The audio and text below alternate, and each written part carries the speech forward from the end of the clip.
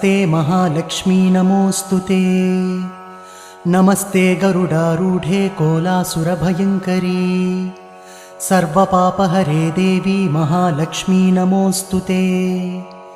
सर्वज्ञे सर्ववरदे सर्वदुष्टभयङ्करी सर्वदुःखहरे देवी महालक्ष्मी नमोऽस्तुते। सिद्धिबुद्धिप्रदे देवी भुक्तिमुक्तिप्रदायिनी मन्त्रपूते सदा देवी महालक्ष्मी नमोऽस्तुते।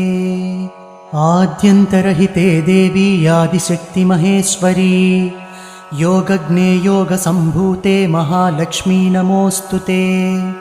स्थूलसूक्ष्ममहारौद्रे महाशक्ति महोदरे महापापहरे देवी महालक्ष्मी नमोऽस्तुते।